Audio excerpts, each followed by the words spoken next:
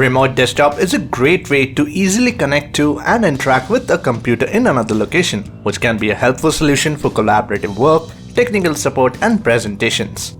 Let's say you forgot to take an important file to work, which was on your desktop at home. It's obvious you'll get worried.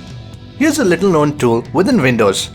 Microsoft provides a free remote desktop feature, and I'm not talking about this or this.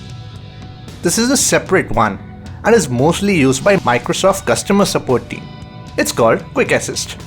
It lets you perform the basic functions of any other remote desktop software, and you can easily view the file while sitting in office or share it with yourself any way you like to access it.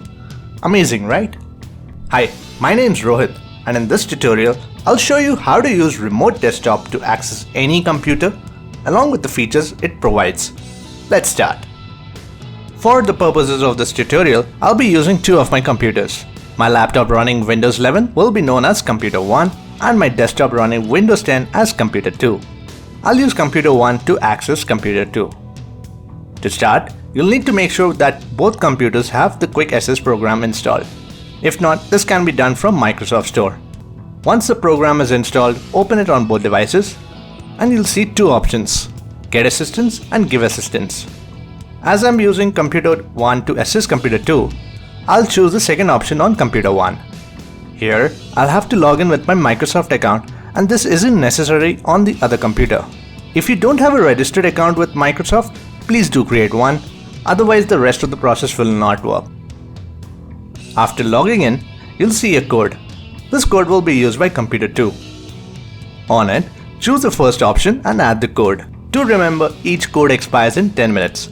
If you do not use it within that time, you'll have to quit the program and start over. Once you have added the code, select Start to begin the process of remote connection. Now, on Computer 1, you'll see two options: Take full control or View screen. The first option will give me total control over the second computer, which means I get access to open, modify, or delete any of the files or folders. Whereas the second option will only allow me to view files and will not give any access to Computer 2.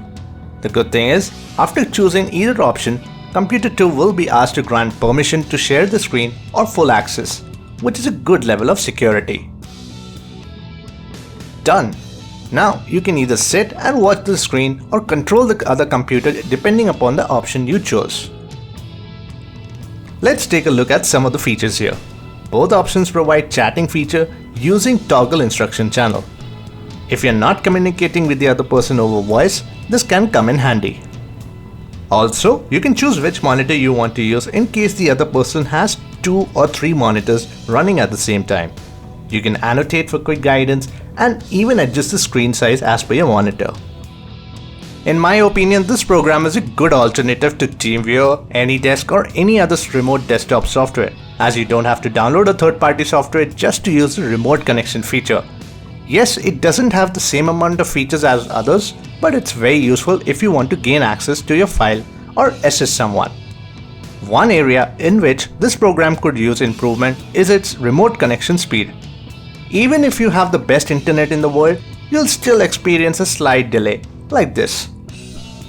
Anyways, that is how you can use a remote desktop to access any computer. Thank you for watching, and if you're interested in learning more about software for Windows, Android, and iOS, check out my other videos and I recommend subscribing to my channel. I hope you have a good rest and see you next week.